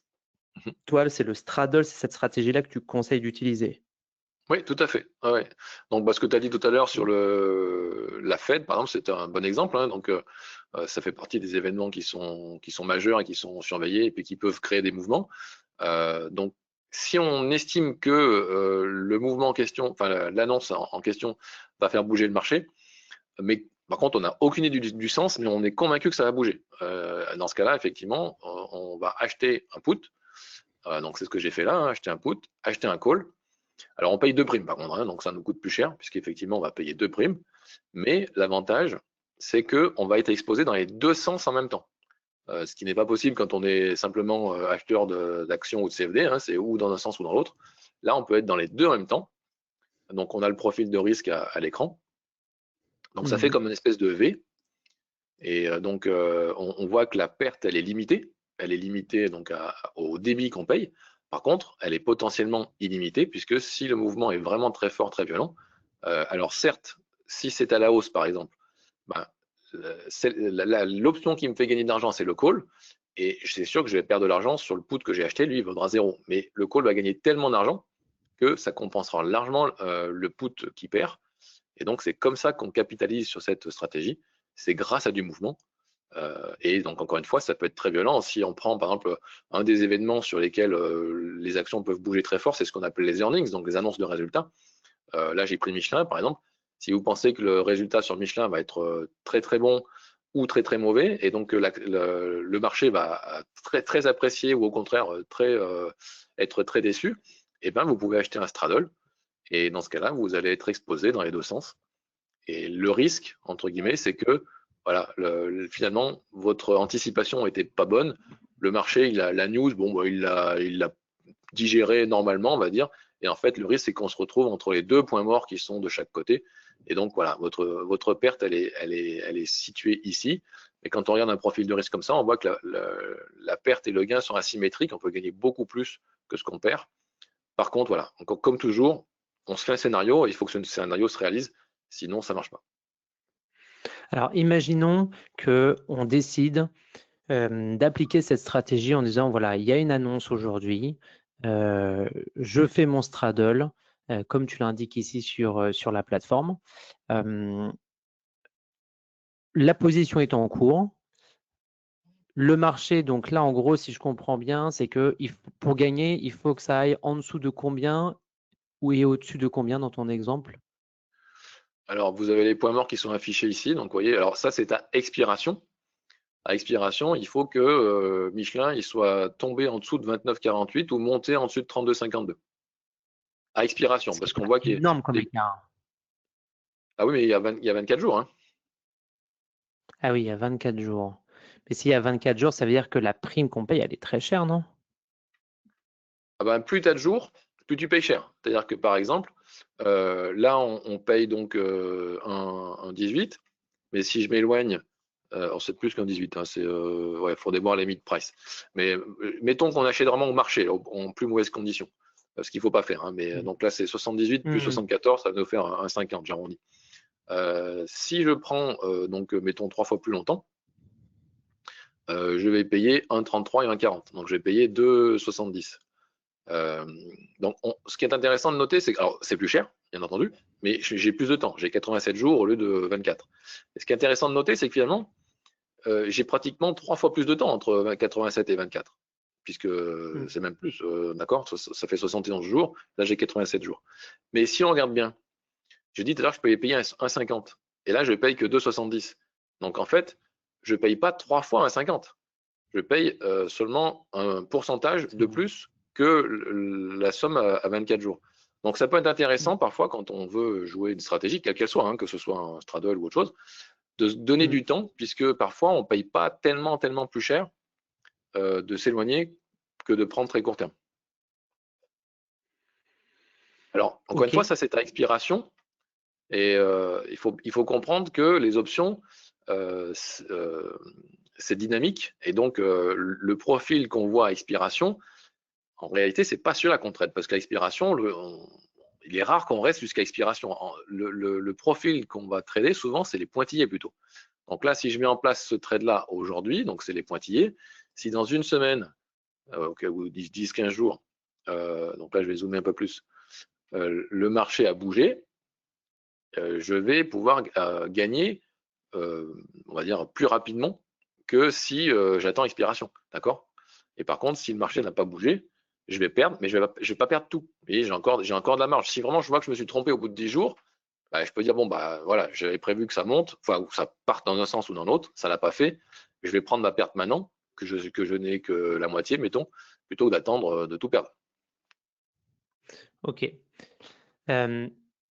Imaginons maintenant que cette position, je l'ai prise, on va dire, il y a 3-4 jours.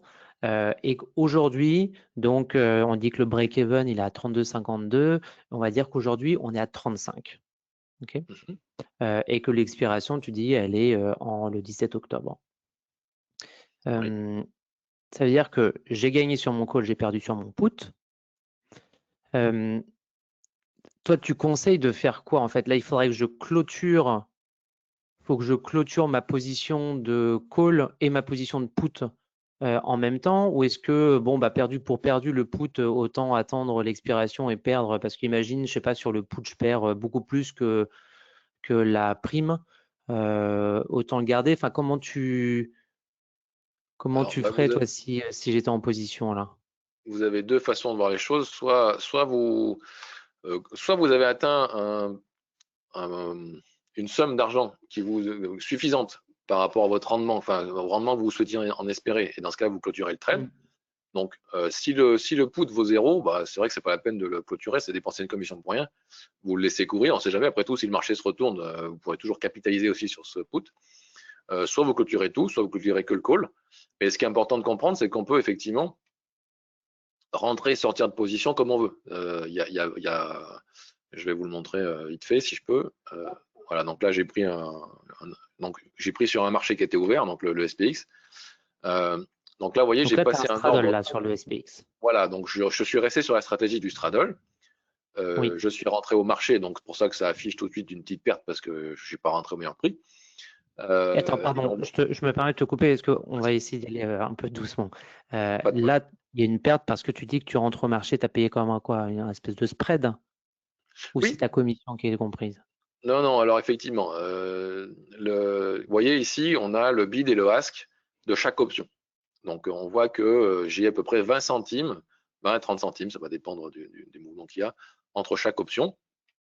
Alors ça, c'est mon call, mais j'ai aussi 20 à 30 centimes sur mes puts.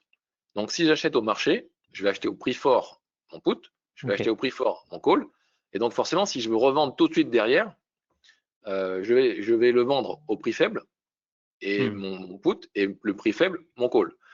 Donc effectivement, si jamais je rentre dans une stratégie et que je m'aperçois que je me suis trompé et que je veux sortir tout de suite, évidemment, je vais me prendre ce qu'on appelle le spread, donc l'écart entre les bids et le ask. Et donc forcément, ma stratégie, si je la revends tout de suite, elle va afficher une perte puisque je me prends le spread. D'accord ? Les commissions viennent se rajouter encore en plus, ce qui fait que ça viendrait encore aggraver, entre guillemets, la situation. Oui. Ok. Et donc là, j'ai acheté le straddle. Et alors, je l'ai fait en un seul morceau. Vous voyez, quand on utilise le stratégie builder, j'ai passé l'achat d'un straddle, j'ai mis un prix, et ce prix, il a été validé par le marché, et j'ai été exécuté sur mes deux options. L'intérêt d'utiliser le stratégie builder, c'est quand vous allez faire un ordre, vous allez mettre un ordre limite. Alors moi, là, je l'ai fait au marché, mais je vous conseille de mettre un ordre limite. Quand vous serez exécuté sur ce qu'on appelle les deux pattes. Pas une seule, les deux. Ce qui fait qu'au moins, il n'y a pas de. Vous pouvez être sûr de ne pas avoir qu'une seule option et pas l'autre. Là, vous aurez les deux options ou rien. Il n'y a pas de risque d'erreur comme ça.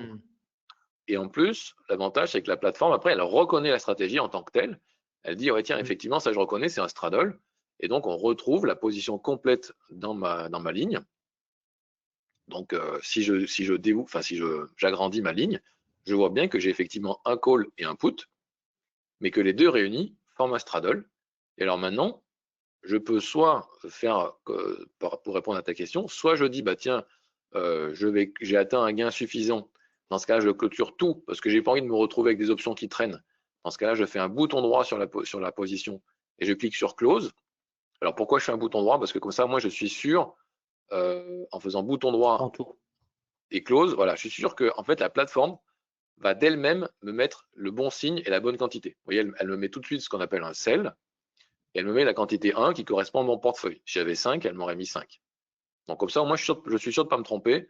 Je vais clôturer dans le bon sens et avec la bonne quantité. Après, j'ai qu'à choisir le prix auquel je veux sortir.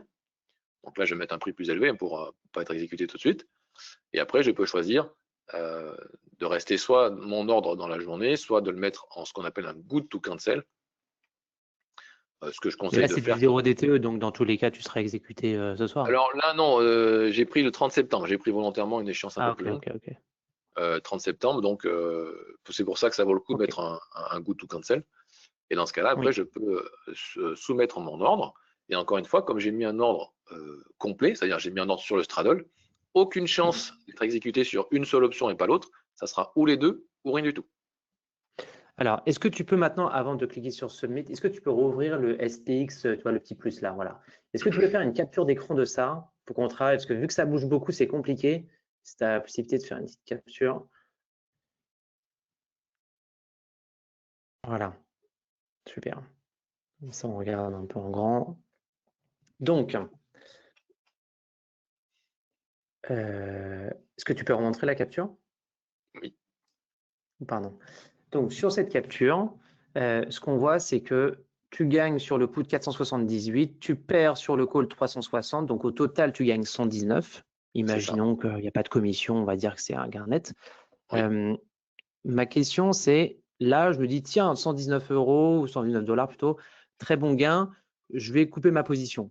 Ma question, c'est, est-ce que 360, c'est plus que la prime que j'ai payée?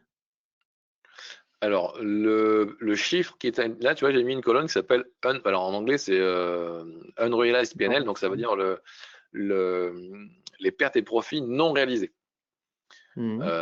Donc, le prix qui est marqué là, 478, en fait, ça inclut mon prix d'achat et mon prix de vente. Donc, par exemple, tu vois, mon prix d'achat, c'est ça. Okay. Je suis rentré average price. Donc, je suis rentré à 38,52 sur mon put.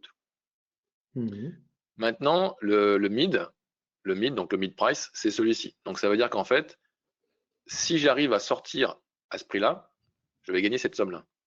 Pourquoi? Parce que une option, c'est comme un futur ou comme un CFD. Un CFD, tu rentres à un prix sur le CAC 40, maintenant tu rentres à 7000 et tu sors à 7050. Bon, ben, tu gagnes pas 7050, tu gagnes 50 puisque c'est la différence entre ton prix d'entrée et ton prix de sortie. Les options, c'est pareil. Tu rentres à un prix et tu sors à un autre. Donc, le gain ou la perte va être la différence entre ces deux prix. Donc, mon put, comme je l'ai acheté 38,52 et que j'ai la possibilité de le revendre à 43,45 maintenant, effectivement, je vais pouvoir gagner 478. Par contre, mon call, lui, je l'ai acheté 40,32 et comme le marché a baissé, il ne vaut plus que 36,60.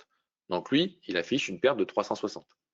Et les 119, ils viennent de la différence, à quelques dollars près, de ce gain-là, moins cette perte-là. Ok, donc mon gain, en fait, ce que je veux savoir, c'est que, imaginons la prime du call, elle est de, je sais pas, 150 $. Bah, ça vaut le coup de garder jusqu'au bout, comme tu disais tout à l'heure, quitte à payer la prime, mais au moins ça me coûte moins cher que de payer les 360, tu vois ce que je veux dire? Non.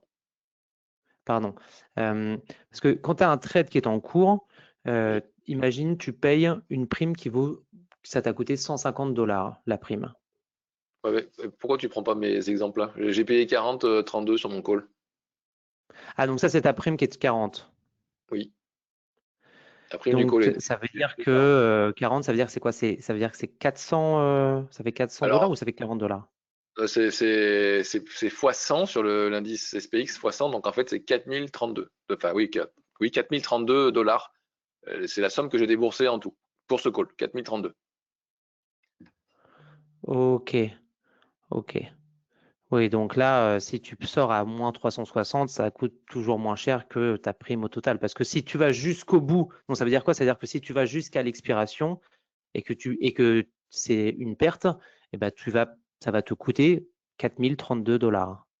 Oui, alors ouais, je comprends ce que tu veux dire. En fait, toi, ton raisonnement, c'est de dire est-ce que ça vaut pas le coup de prendre son gain sur le put, donc 478, Oui, et laisser courir le call? exactement.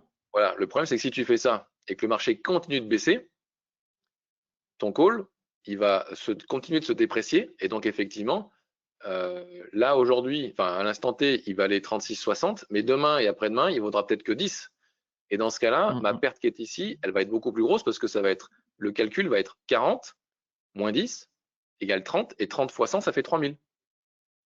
Donc, tu auras une perte ici qui va s'afficher à 3000, alors que tu auras concrétisé un gain sur ton put de 478. Ah oui, tout à fait. Oui, Voilà, donc là, pour pour cet répondre à ta exemple, question, c'était est-ce qu'il faut conserver une patte ou pas? Moi, je pense que non. à mon avis, il ne faut pas conserver une patte, sauf si, dans ce cas-là, par exemple, tu fais un straddle. Alors, je vais reprendre le graphe du straddle. Attends, je vais prendre le graphe ici. Je vais faire bouton droit, profil. Voilà. Donc, ça, c'est mon graphe de straddle. Et puis, imaginons que donc le call qui a été acheté, c'est le 66-75. Donc, imaginons que toi, tu as fait une étude graphique du cours et tu dis, moi, à 68, j'ai une résistance. Et donc, je pense qu'on va buller sur cette résistance. Donc, effectivement, si c'est ton anticipation et qu'on arrive à 68, tu vas clôturer ton call, alors avec un gain qui sera plus gros que celui qui était affiché là, tu auras un gros gain. Tu vas prendre tes gains et tu vas dire, maintenant qu'on a touché la résistance, je pense qu'on va repartir à la baisse. Donc là, tu peux conserver ton put. Mais parce que tu as la conviction très forte que la résistance va fonctionner et qu'on va repartir à la baisse.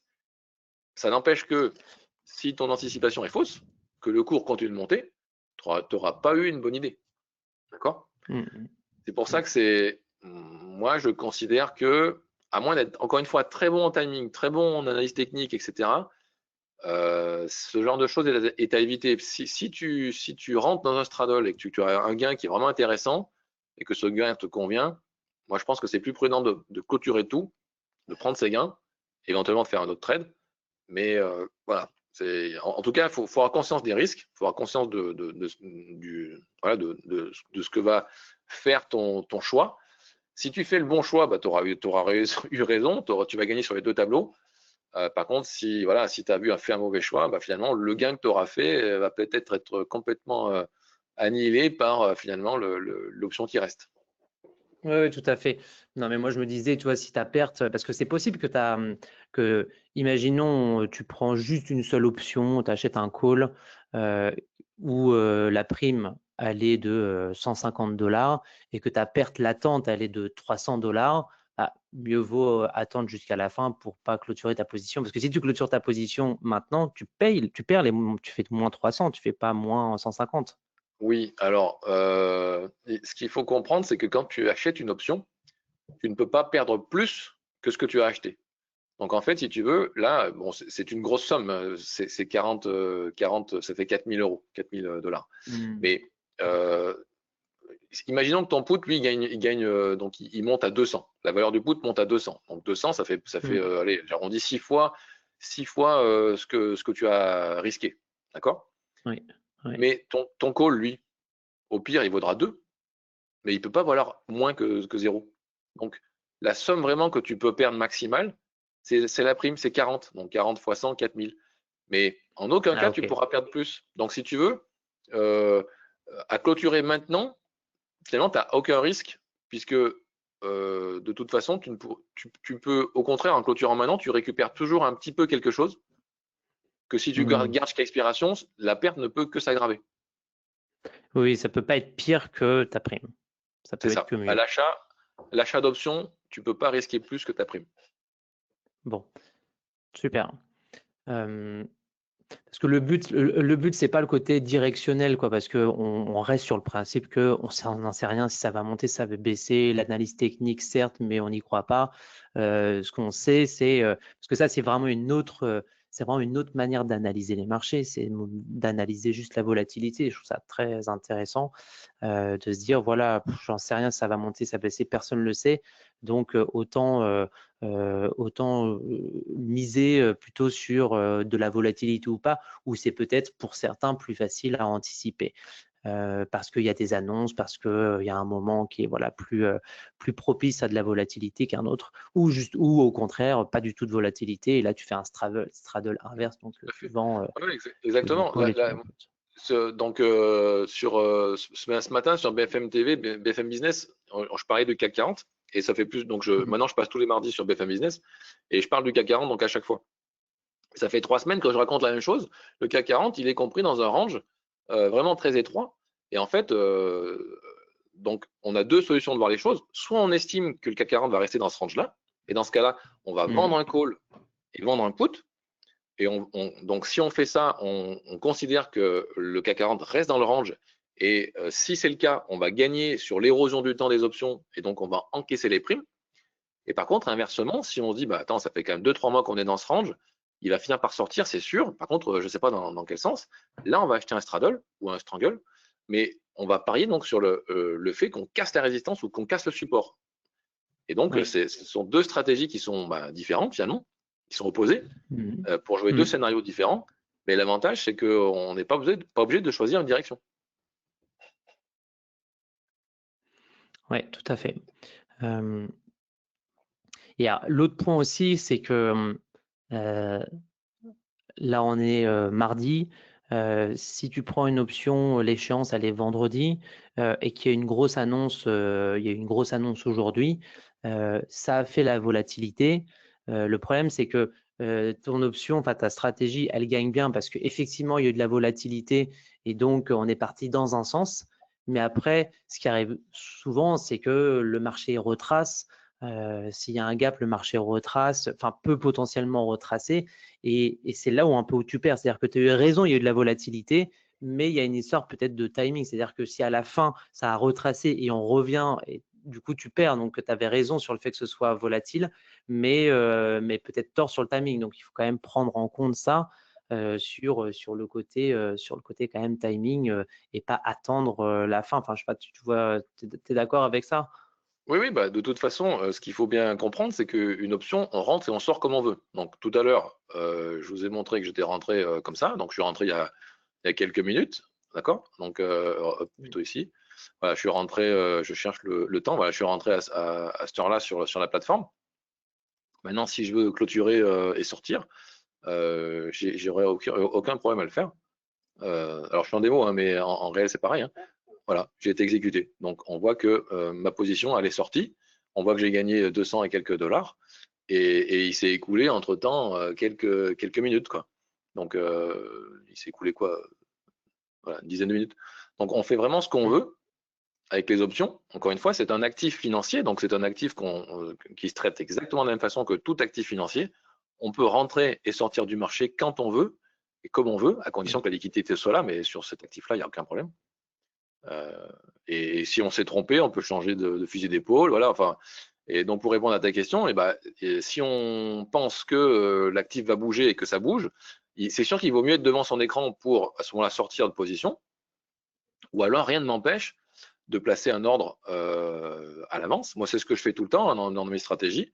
Une fois que je suis rentré en position, la première chose que je vais faire, c'est venir ici et dire, OK, combien je vais gagner sur la stratégie? Et dans ce cas-là, je mets un ordre limite en me disant voilà, moi je mets un ordre limite avec un GTC, donc good to cancel. Je soumets mon ordre au marché et à partir de ce moment-là, je suis en place dans le marché, je suis en position, mais j'ai aussi un take profit, éventuellement un stop loss si j'estime qu'il en faut un. Mais comme ça, ce qui fait qu'après, je peux faire des webinaires avec WHS Self-Invest. Pendant ce temps, mes positions elles sont sur le marché et si je suis touché, je ne suis pas dans mon écran et pourtant j'aurais pris un bénéfice. Donc ça, je pense que c'est ce qu'il faut faire, c'est une gestion de la position, money management. On rentre en position, mais en fait, il faut déjà avoir un plan de sortie. Donc comme ça, on sait qu'on gagnera ou on perdra temps sur la position et on n'a pas besoin d'être devant son écran. Ça prendra, l'ordre se prendra tout seul quand il y aura la possibilité de le faire. Ouais, tout à fait.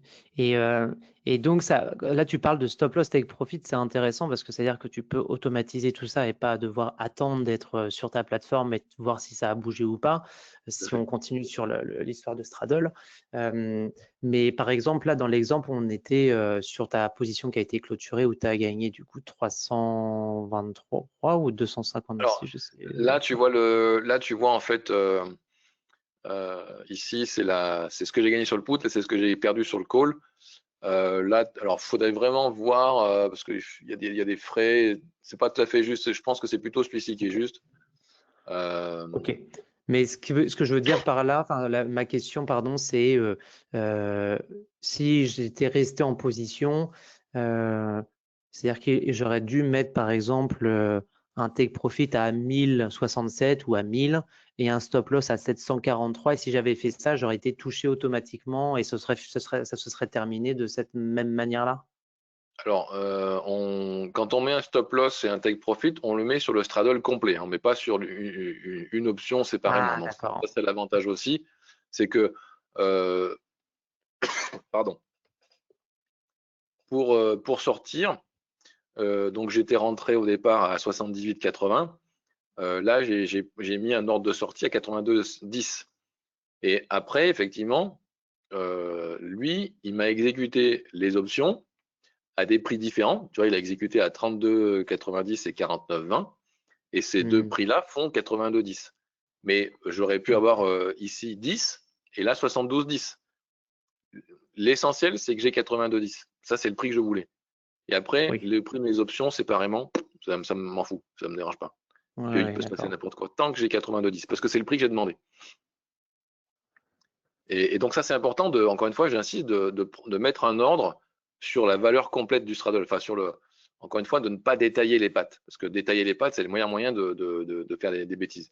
Si vous achetez et vendez le straddle en un seul bloc, vous ne pouvez pas vous tromper. Les options vont rentrer et sortir en même temps, il n'y a aucun souci. Mais au moins, vous fixez un prix sur le straddle, un prix limite, un stop loss, et comme ça, vous êtes sûr de rentrer et sortir sur les deux options en même temps sans vous soucier du trade. Ok. Très clair. Alors, je précise une chose, sur un stop loss, c'est comme un stop loss sur les futurs. Vous avez un peu de slippage. Donc, plus vous prenez un actif liquide, moins vous avez de slippage. Plus vous prenez un actif illiquide, plus vous aurez de slippage. Oui, ça c'est clair. Et à contrario, la limite, le take profit, tu peux avoir du slippage, mais uniquement positif. Positif, oui, ça arrive aussi. Oui. Enfin, tu n'as pas de négatif sur la limite, que du positif. Sur la limite, tu n'as pas de négatif. Sur le stop loss, tu as plus souvent du négatif, mais tu peux avoir les deux. Alors que la limite, tu as toujours du positif. C'est souvent l'inverse. C'est souvent négatif. Oui, c'est souvent l'inverse, je suis d'accord. Ok. Est-ce qu'il y a d'autres questions? Donc, Ami qui demandait, peut-on supprimer une jambe si le trade part dans l'autre sens? Donc, la réponse est oui, tu l'as montré. Est-ce qu'on peut dire, lorsque la volatilité est haute, qu'on est davantage vendeur d'options et inversement, acheteur d'options lorsque la volatilité est basse? Peut-être que cela concerne encore plus les options sur indice. De toute façon, c'est la théorie. C'est-à-dire qu'effectivement, en termes on va dire de théorie, si la volatilité implicite est très élevée, comme je sais pas, en 2020 pendant le Covid par exemple, c'est sûr qu'il valait peut-être mieux vendre des options parce qu'on allait les payer très cher.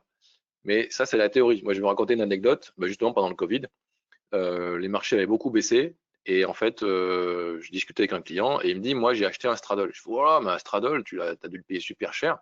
Il me dit, ouais, j'ai pris un straddle à la semaine. Et je dis, bah écoute, moi, j'ai vendu un strangle, donc c'est un petit peu différent, les bandes sont un peu plus éloignées, mais je l'ai vendu au mois. Et on s'est revu 15 jours après, et en fait, on avait tous les deux gagné d'argent. Pourquoi? Parce que lui, il avait pris un straddle sur une échéance d'une semaine, et effectivement, en plein Covid, ça faisait un yo-yo monstrueux, c'était très cher les options, mais comme il a fait un yo-yo monstrueux, il a quand même réussi à prendre son profit, un profit qui lui convenait, et donc il est sorti du trade gagnant. Et moi, j'ai fait une stratégie qui était inverse, mais sur du plus long terme. Et comme on a fait le yo-yo, mais que finalement, au bout de 15 jours, on était revenu au même point de départ de mon prix d'entrée. Entre-temps, l'érosion du temps de 15 jours ont fait leur effet sur mes options.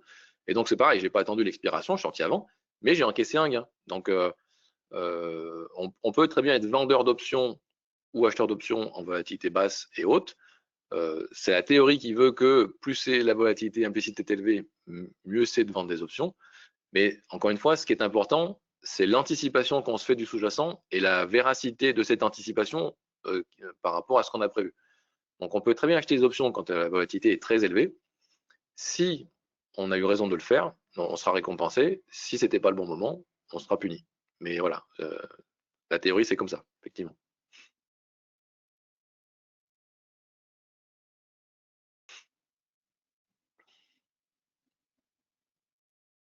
Est-ce que tu as d'autres questions? Est-ce que c'est possible d'effectuer ces trades combinés sur Freestocks, mais de les préparer, analyser sur TWS afin d'économiser les frais? Très, très malin, Alain. Oui, c'est possible. Si tu fais par exemple du SPX ou si tu fais des actions américaines. Là, les présentations, elles sont notamment faites sur les actions européennes et françaises pour le CEDEX, parce que c'est ça qu'on veut promouvoir. Mais évidemment, tu peux tout à fait te créer un compte de démo, comme ici, faire tes analyses et tes scénarios, et évidemment les passer sur Freestocks, parce que sur Freestocks également, tu as la possibilité de faire tes comment dire. D'ailleurs, je vais reprendre d'ailleurs l'écran, comme ça tu vas pouvoir me dire si je ne me trompe pas quand je vais montrer ça. Alors, un instant. Hop.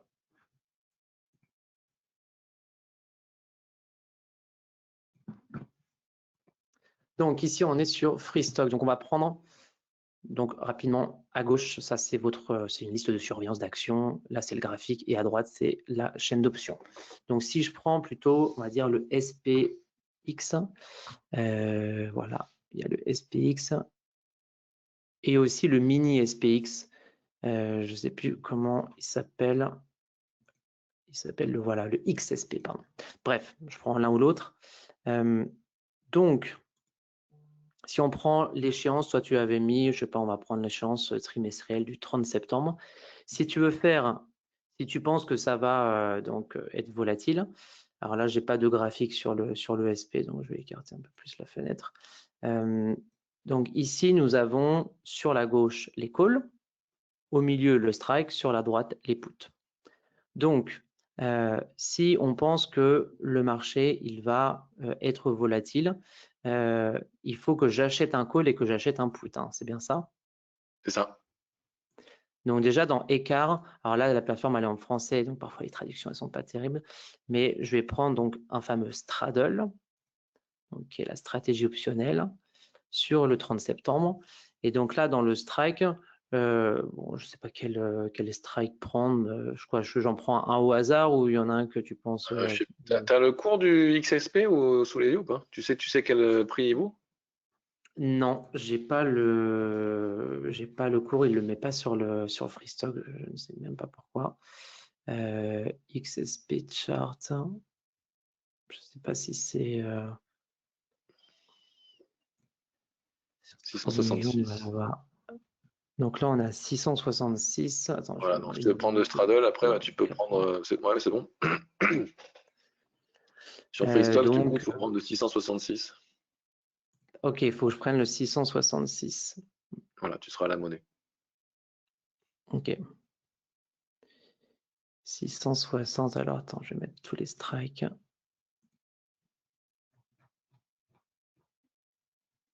Voilà, 666. Donc là, en gros, c'est quoi? Tu dis, c'est j'achète un call et j'achète un put, c'est ça? Oui. Donc là, j'achète le Il ne te l'a call. pas déjà mis. Si, il t'a mis le bon prix tout de suite. Là. Oui, il Ouais, t'a mis les deux options en un seul coup. Ouais, donc achat, strike 66, à la limite 8,52. Donc 8,52, c'est-à-dire que ça va me coûter 852 $ au total. C'est ça. Ouais. Donc je fais confirmer, envoyer. Donc là, perte maximale, donc 852, donc c'est bien clair. Create order, et voilà, on est déjà exécuté. Donc la position elle est ici. XSP, donc ça c'est mon PNL pour le call et pour le put. Voilà. Donc bon, je sais pas trop quoi montrer d'autre, mais voilà. Donc au moins c'est possible de le faire. Ouais, tu réponds à la question, comme quoi tu peux éventuellement analyser sur TWS et puis passer l'ordre sur Freestocks. Ouais, complètement. Si on pense en tout cas pour les actions américaines, quoi. Mais que pour les actions américaines et pour les indices comme le SP ou le XSP. Sinon, après, il faudra aller sur un compte qu'on appelle multimarché chez nous pour pouvoir faire ça. Parfait. Bon, je pense qu'on est bon pour les questions. Ouais, on est bon pour les questions, donc on va s'arrêter là, quasiment 2 heures de live. Merci beaucoup Paul d'avoir présenté ça pendant 2 heures. Je sais qu'il faut beaucoup d'énergie pour animer tout ça. Donc, merci à toi, merci à tout le monde d'être venu. Merci pour vos remerciements et pour vos participations. C'était le 3e et dernier épisode des ateliers des options. Voilà, j'espère que ça vous aura plu. Le replay sera bientôt disponible sur notre chaîne YouTube. Donc, j'espère que vous pourrez mettre plein de likes et de commentaires pour pouvoir faire vivre cette vidéo avec les algos et pour que d'autres personnes puissent voilà, être intéressées et avoir ce type de contenu. Je vous souhaite à tous une bonne soirée Paul, et puis à Merci, bientôt. salut, Allez, à ciao tout le bientôt, monde. ciao.